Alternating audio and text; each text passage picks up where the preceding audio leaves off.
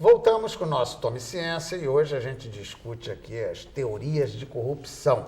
Temos a presença aqui entre nós do Marcos Bezerra, lá antropólogo da UF, também da Marisa Pinhataro, que é da Controladoria Geral da União, Regional Rio, o Fernando Latman Veltman, do CPDOC, da Fundação Getúlio Vargas, e o Jeremias Ferraz Lima, do Instituto de Psiquiatria da UFRJ. Bem, no bloco passado a gente deu um apanhado inicial e ficou a última fala do Fernando dizendo que não está no nosso DNA. Porém, todas as teorias que se montaram falavam que exatamente estava no DNA, ou seja, a colonização ibérica, patrimonialista, a visão da corte, que caberia, né, você sempre burlar, que os primeiros habitantes do Brasil sempre tentavam roubar a corte, porque era um ser exógeno à realidade, e a partir daí eu acho que se solidificou isso, né? Como é que são essas teorias todas do passado e como é que elas se modificam? Quais são as teorias, no caso? Perfeito. Olha, André, eu acho que você mesmo está chamando a atenção de que nós estamos falando de um conjunto de instituições, né? de instituições históricas, de formas de organização da vida, né, coletiva, da vida pública, e não, né, de elementos que seriam intrínsecos às pessoas. O problema dessa ideia da corrupção como alguma coisa endêmica é porque isso proporciona uma espécie de leitura de como se fosse realmente um traço biológico, que nós conversávamos aí na parte anterior, né? Quer dizer, isso é uma visão realmente distorcida e que, digamos assim, contribui para naturalizar um conjunto de comportamentos que foram historicamente sendo solidificados a partir de determinadas práticas. Isso é uma visão que eu acredito que contribui muito exatamente para as pessoas que estão envolvidas nessas práticas e que diriam, bom, se não fosse eu, seriam outras pessoas, né? Porque somos todos iguais. E não é isso, né? Eu acho que as pessoas que encontram, inclusive, as possibilidades para participação em práticas corruptas, elas estão em determinados setores, em determinados segmentos da sociedade. E é preciso a gente diferenciar, né, aproveitando até a sua chamada inicial, aquilo que resulta, né, digamos, da corrupção que é, por exemplo, dada por um motorista, um guarda na esquina, daquela que é feita por agentes que têm a responsabilidade de estar atuando dentro de instituições que são públicas. Se eu tenho um tempinho, eu gostaria até de retomar uma coisa que a Marisa disse, que é muito importante, porque fica parecendo que, digamos assim, todo mundo sabe o que é um ato corrupto ou corruptor, né? Como se todos conhecessem, de fato, aquilo que deve e não deve ser feito. Quer dizer, nós estamos discutindo, quando você está falando de corrupção, você está se falando de um conjunto de práticas que remete à questão da relação com o poder público, sobretudo. Não estamos falando de corrupção privada, estamos falando de corrupção do Estado, né? Estamos falando de uma relação com o poder público, estamos falando, digamos assim, de laços que foram, né, de alguma coisa que diz respeito a uma espécie de contrato coletivo, né? Então, os denúncias de corrupção afetam diretamente a questão da nossa confiança nas instituições públicas. Então, nós temos que aprendermos a lidarmos com os agentes públicos, com as instituições públicas. E enfatizo a ideia de aprender, porque daí a importância, talvez, dessa iniciativa da controladoria, no sentido de levar para o plano das escolas, levar para o plano das instituições, uma discussão a respeito do que seja corrupção. Ninguém nasce sabendo que determinado ato é corrupto ou não. Então, isso tem que ser discutido coletivamente. Eu acho que o Estado, a partir do momento que se compromete em tratar a corrupção como problema de Estado, isso pode ter desdobramentos como esse, né? E aí nós vamos para dentro das escolas, nós vamos para as instituições. Então, já que você citou a Marisa, perguntar para ela essa relação. Eu me lembro que em 2005 nós tivemos um programa com o ministro Valdir Pires, e naquela época dos 600, vocês sorteavam municípios, devem continuar a fazer isso para fazer a verificação. E que haviam falhas desse tipo decorrente até do não entendimento das práticas necessárias, né, burocráticas, digamos assim, mas havia malversação também em número mais expressivo do que as falhas. Depois vocês já notam diferenças? Como é que é o quadro atual que vocês veem lá na CGU quanto a isso?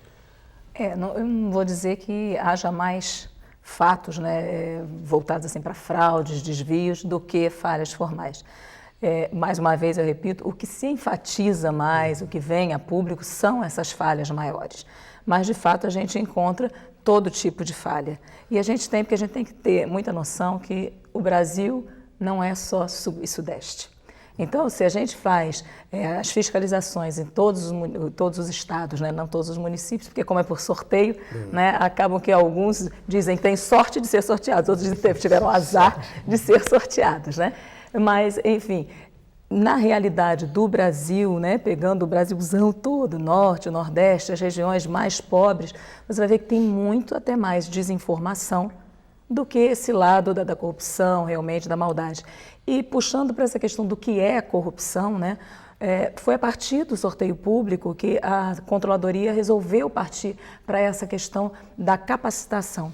E vou além, vou aproveitar o que o Marcos falou, nós não estamos trabalhando só com agentes públicos, com os conselheiros municipais, mas também com as crianças. A gente vai às escolas, a gente vai às universidades e a gente trata com a criança, inclusive, desde essa corrupção, entre aspas, não só do poder público, mas mostrando, até tem o Alberto Carlos Almeida, ele diz, né, que existem desvios que são considerados uma zona cinza, que entre o certo e o errado existe aquele que é o mais ou menos, seria o nosso jeitinho brasileiro. E que o brasileiro costuma achar que as normas informais podem ser burladas e apenas as formais é que não podem. Então, quando você começa a trabalhar com a criança, mesmo pegando as informais, por exemplo, furou uma fila, está errado. Né? Você começa a criar essa noção de que o coletivo é mais importante do que o individual. Então, quer dizer, é um trabalho realmente que tem que vir desde a base e vai tratando as pessoas para formar. É uma questão de princípios, de valores, né? A questão ética, né? Como a gente está dizendo. Então, inclusive, a Controladoria está trabalhando também com essa questão ética. A gente tem uma série de publicações, a gente incentiva que haja manuais, códigos de conduta, tanto nas empresas privadas, a gente está trabalhando também com as empresas privadas, como nas instituições públicas, porque a gente entende, né, que se há corrupto, há corruptor. Então, também a corrupção dentro da instituição pública é porque tem alguém, por exemplo, querendo ganhar uma licitação. Então, o nosso trabalho é bem mais amplo. Esse corruptor para perguntar para o Jeremias exatamente se ele vê diferença nessa postura.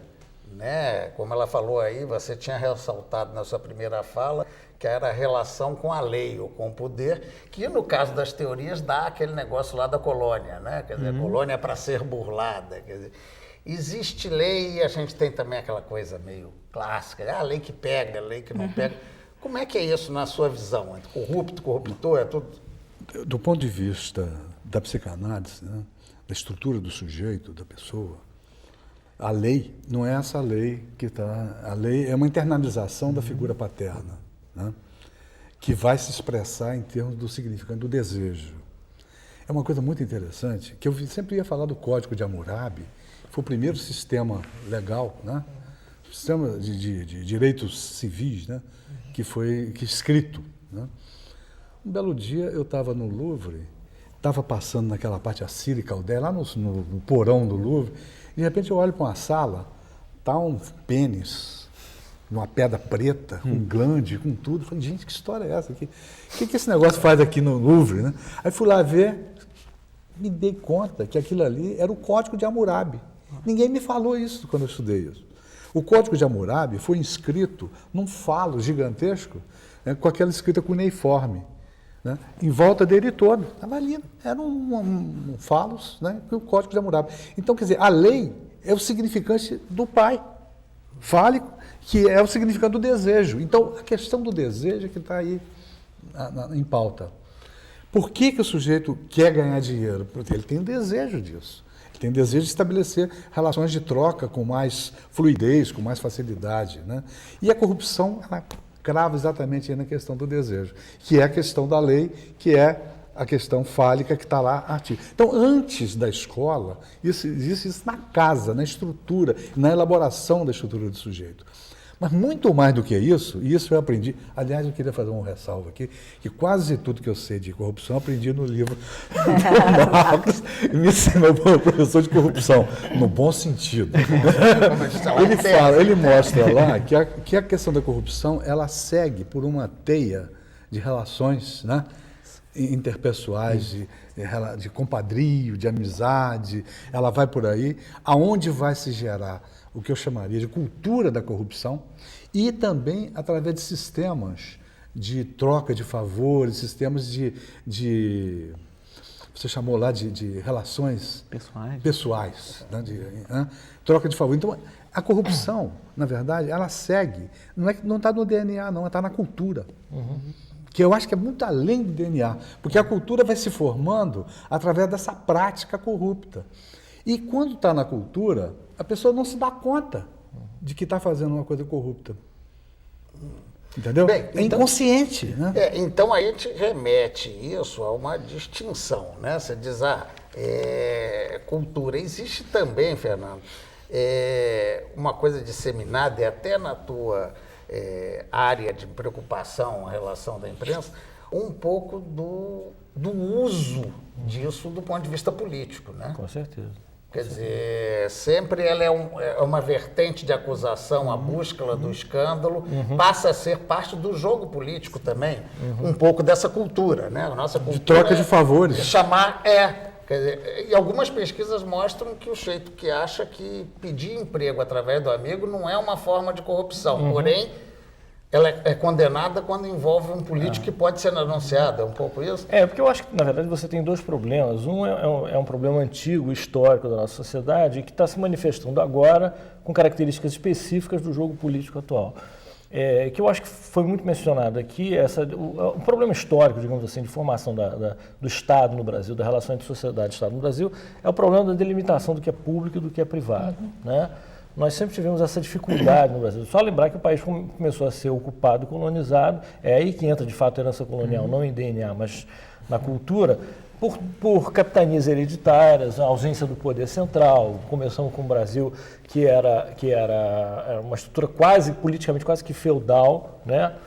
Não economicamente, evidentemente, mas do ponto de vista político, e depois você tem o surgimento de um Estado que chega de maneira autoritária, tentando impor a ordem, etc., e sempre um problema, e enfim, toda a nossa história, se você pegar em obras como de Raimundo Fauro, a discussão sobre o Brasil patrimonialista, ou a discussão de Hélio Jaguaribe sobre o Estado cartorial, ou mesmo em Sérgio Buarque de Holanda, todos os grandes autores, Oliveira Viana, Nestor Duarte, todos que trabalharam a questão da formação do espaço público no Brasil, eles já apontam para esse problema, essa dificuldade de criação. Então esse é um problema histórico da nossa formação que está ligado, sem dúvida nenhuma, à falta da institucionalização da democracia, de uma ordem liberal autêntica. Nós sempre tentamos fazer uma ordem liberal nos textos legais, desde a primeira Constituição até hoje, mas nunca conseguimos isso de fato. Tivemos uma única experiência real de competição política, de democracia de massas, que foi o período entre 45 e 64, né? E agora, depois do regime militar, finalmente nós estamos tendo de novo a chance de ter uma democracia de massas competitiva. Mas é engraçado que isso tem a ver também com o fato de que na arena política brasileira, na grande agenda do debate, há muita similitude entre oposição e situação. Então, frequentemente, o campo da corrupção é um campo fértil para você tentar se diferenciar do seu adversário. Então, isso entra também no jogo, na dinâmica da competição política. É por isso que a gente viu aí a disputa eleitoral de 2006, né, o mensalão na campanha de 2006, vemos ao longo do segundo governo Lula, só para a gente lembrar os últimos fatos políticos, todas aquelas crises envolvendo o Senado com os presidentes do Senado. Tivemos esse tema de novo na eleição do ano passado, no debate da eleição do ano passado, e esse tema continua na agenda política. Um tema, ele faz parte do jogo e vai continuar, inclusive porque de essencial do ponto de vista de agenda econômica e social entre o governo e as forças principais da oposição, não tem muita discordância. Existe discordância no varejo, mas não no atacado. Então, faz parte de uma dinâmica que, por um lado, tem um lado positivo. Isso é o lado saudável da competição política e o exercício do controle político por quem está na oposição, etc., e os próprios meios de comunicação. Por outro lado, também vai haver abusos nesse jogo, né? Vai ter denuncismo, vai ter pré-julgamento, etc. E o que é pior, eu acho, mais grave, é você criar uma sensação de impunidade no país, como se as instituições não funcionassem. Às vezes você faz um linchamento em praça pública de uma pessoa e aí o judiciário não condena. Aí as pessoas ficam... Aí vão dizer, o sistema não funciona porque o judiciário não condenou. Deixa eu pegar exatamente esse ponto para fazer o intervalo e a gente voltar com essa questão no próximo bloco, então. Um instantinho só, a gente volta já já.